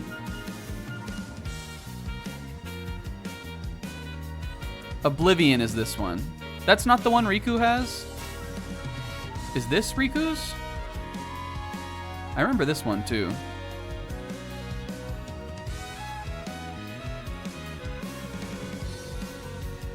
And then this one is good too. What's this one called, Sis? We're getting out of order here. What's this star one called? Star Seeker? Where do you get, what's that? What's the story of that one? Where do you get that one from? There are a couple in here that I don't know. Did we want to see the song? This is just from an arranged album. Okay, let's keep working. Winnie the Pooh, this one's cute. This one has a whole ass beehive on it. like it. This is the Tron one, I would imagine. I'm going to put this one in B. I don't really like the visual design of this one that much, but Tron's the homie in Kingdom Hearts and everybody knows it, so B for sure. Oh, okay. This is... Okay, you get this from me and Sid. It used to be Mickey's. That's pretty cool. I've always liked this one. Okay. This one looks like... What the fuck is this one, Sis? You don't get this one from a... From... Where do you get that one? What is that one? Is that one on here? Two become one? Oh, yeah, okay. This one's sick. I'm gonna put this one at the top of A at least.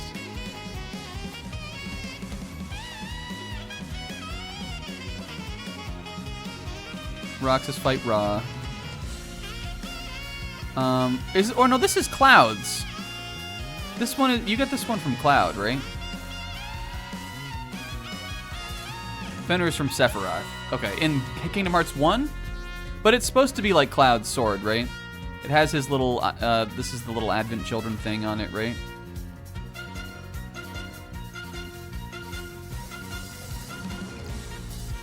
Let's move 2 become 1 up to S, and we'll put Fenrir at the top of A right now.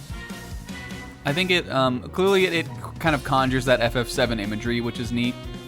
But other than that, I think it's maybe like a little, I don't think it looks like it's that cool. This one I don't know. Is this from a game I haven't played?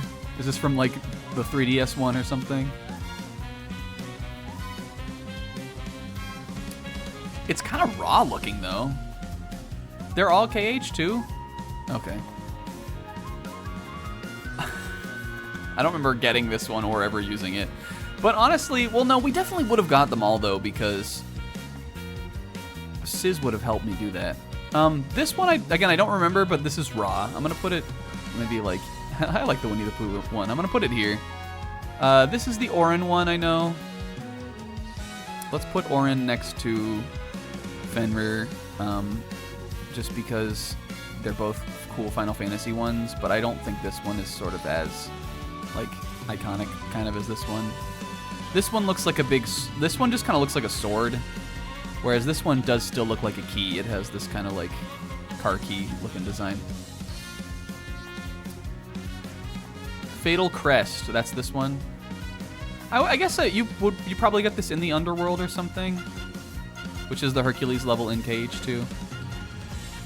You remember when we went in there and we fought Hades, and like we got all the way to the end and we fucking hubrised it, Sis? That was rough. That was like one of the first hubris moments we've ever had on this.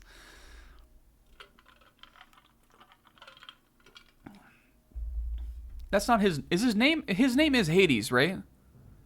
Do you like Hades? Yeah, I like Hades, Neff. Why? Why am I blanking on that? On the Disney movie stuff. Hades nuts. What is this one? Dove? Is this... This isn't from a... This isn't from one of the Disney ones, right? What's this Dove one? The Gull Wing. Oh, I see now. This is like the little... The FF10 character, 10-2 characters are like little sprites in this one, right? We can put this in... I'll put it in the A tier. Maybe not next to these other kind of cooler Final Fantasy ones. But I actually think I kind of like it more than these two right now, so I'm going to keep these together for now, at least. Okay. Yeah, this one I guess maybe is a little basic, but I've always liked the design of this one. We'll put that in S. This one I also think is super iconic, but I actually might be A for me.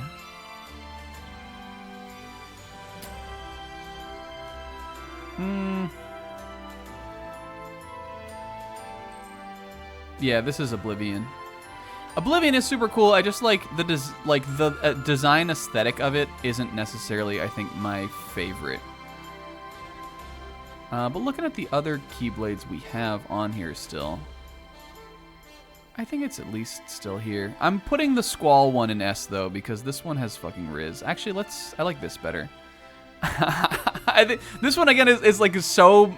This one is so like monotone, like gray and black that it comes back around to being really cool. I think and working for me.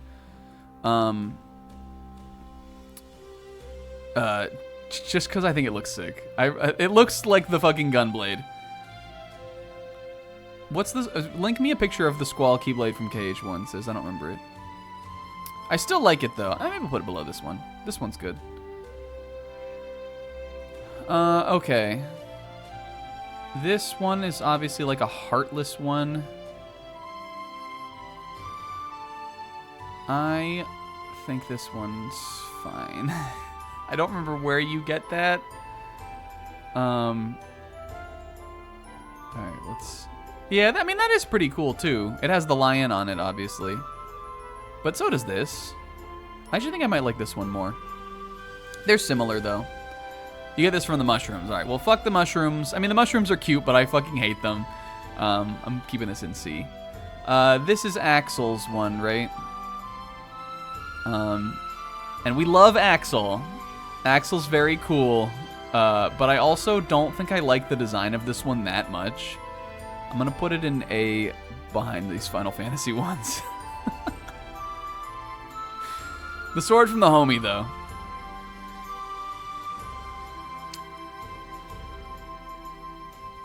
A certified Zebra S. I don't think there's anything wrong with that. I just like, I think that the like Axel's like ring weapons that he uses, I think are cooler looking than this Keyblade looks.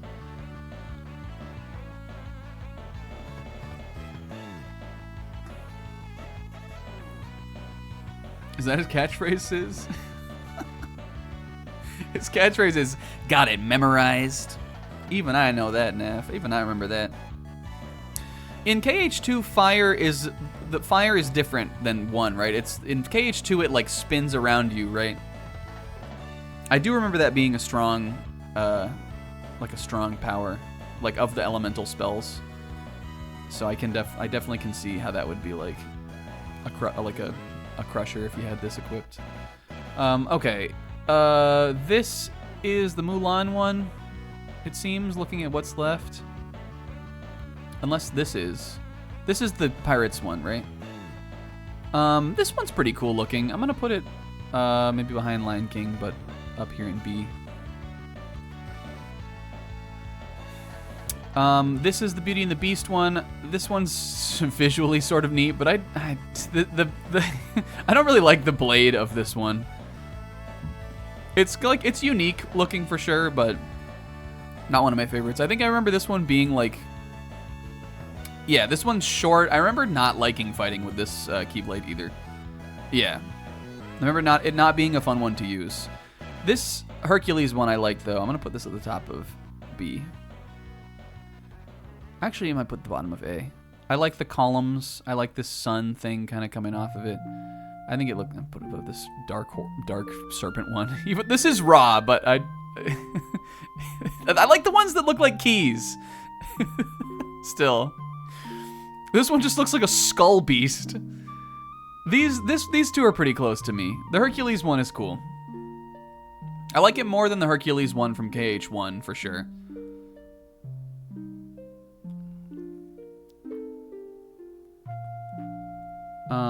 Alright, this is the Radiant Garden one, probably. Right? Do you maybe get this from, like... Well, Radiant Garden you have to come back to, right? I don't remember where you get this. It looks like you get it in Radiant Garden, though. Oh, Timeless River! Oh, that makes sense. Okay, it's like the Steamboat Willie. Yeah. Hey, that's a great part of KH2. I think I'm gonna put it in B, though. Put it above Mulan. Oh, it's even got a little life. Okay, I like it now. I didn't realize this was a life preserver until now, and it's got the wheel, and yeah, it's good. This one I remember getting. This is the Little Mermaid one, and I remember this one is called. I think this one's called Mysterious Abyss, only because there's a funny clip of me going, I'm gonna get in that mysterious abyss or some shit. There's a clip of me getting this Keyblade and doing a funny, And I've always remembered it for that. But I actually think I like the design of this one too. We can put this in like the like not badass but cool looking A tier homies. Yo, Timeless River, kind of like Pete's Domain. It's kind of raw. I might move the Tron one down. Because I'm looking at the rest of these, and I like all these more than Tron, I think. This is the Pirates of the Caribbean one. I'm going to put this in B. I like Pirates of the Caribbean. I think it's a hilarious and fun inclusion in the Kingdom Hearts universe, but I don't think this Keyblade is that interesting. I think this is like a long one, right? And I like the anchor. But otherwise, it's all right. Aladdin one. I think this one's nice. I like the lamp. It looks like this is springing out of the lamp, and the top of this looks like one of those little, like the tops of the buildings that you'd see in Aladdin. But other than that, I think it's just fine, kind of. I think it feels like the bare minimum, kind of, to make an Aladdin-looking Keyblade. But I think it's neat.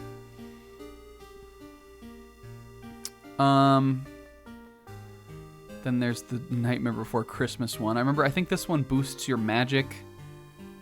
I remember using this one a decent amount. I think, or maybe that's the first game. Yeah, Decisive Pumpkin. One of these gives you like a big boost to your magic stat or something, right? Is that this one? Or is that in KH1?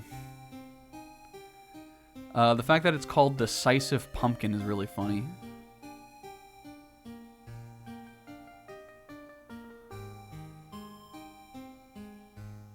Oh, 9 strength. 9-1 strength magic? Oh, so it doesn't boost your magic then. Maybe I'm just remembering the opposite then. Or maybe I'm thinking of Kingdom Hearts 1. I can't be crazy, right? I like this one. Maybe we'll move the Aladdin one up a little bit. And maybe I'll move the Simba down. Steamboat Willie we can keep there. I like it. The fact that the actual key itself is very Nightmare Before Christmassy, and also it has like the Christmas theming because that's the Christmas town is the part of that you go to in this game, and I like Nightmare Before Christmas. I think it's good. It really didn't boost your magic, sis. I remember using it a lot for whatever reason. So maybe if it was your strength instead of your magic, then that's why we used it. I remember carrying it through a decent amount of that playthrough. And then this is the ultimate weapon, right? Is that what it's called? This is like the final one. I remember Sis made me a whole spreadsheet so we could synthesize this one. And I like this one. It's definitely an S. I just feel, just because of kind of hype, sort of. Moving this one up. But it's a little bit busy. So I think we'll keep it maybe towards the bottom. Do I want to move one of these fun ones up to S, maybe? Winnie the Pooh. We'll put him over Axel. This one I think is really cute. I like these. I like the Oblivion. These, I feel like, again, like, these are sort of, I don't know, like, it feels a little cope, or not that they made a little cope, but, like,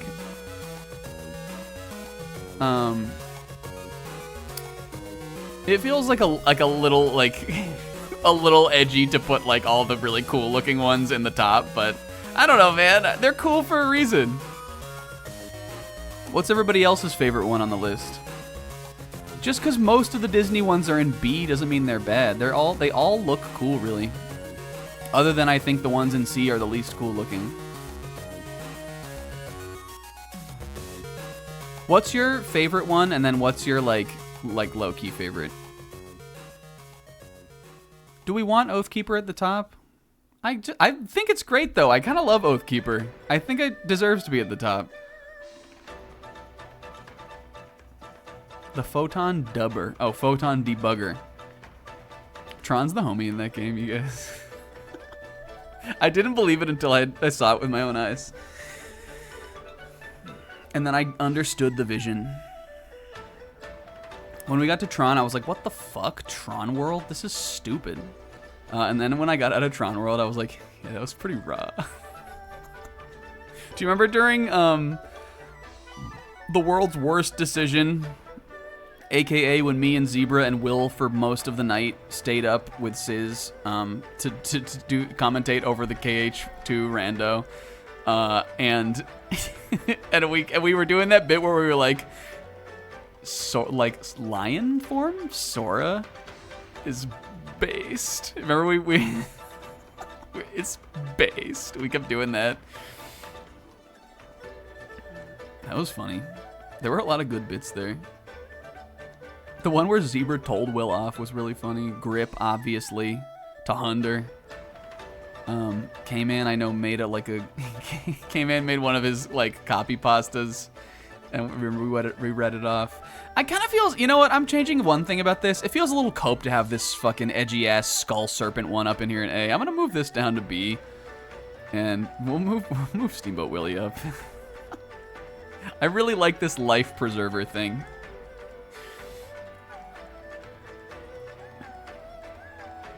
That was funny. That was a good time, except it fucking ruined the rest of the day, kind of. It didn't ruin it. I still feel like my run was fun. Like, I didn't feel like bad, like it hurt my run. And I think Zebra felt the same way, even though I know we were suffering. I really think these are all pretty good, though. They're strong designs. Again, the Keyblade is raw.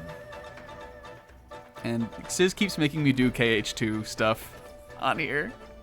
We've done 2 Kingdom Hearts 2 tier lists that I never would have done if not for Sizz's request. But listen, this is how you get requests in. I should replay this game sometime. I feel like I would be better at it now and also would maybe enjoy. I mean, not that I didn't enjoy it, though. I feel like we got a lot out of it and saw a lot of the game.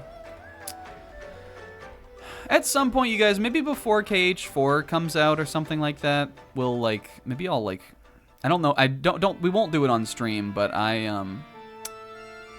might go through them all eventually proper at some point. They're accessible, right?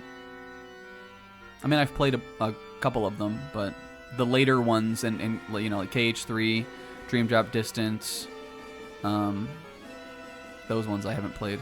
I haven't played the PSP one, which I know people like. Could be fun to do sometime. Yeah, they're on everything. They're accessible, easy to play. Hell yeah. Did I save this one? Correct.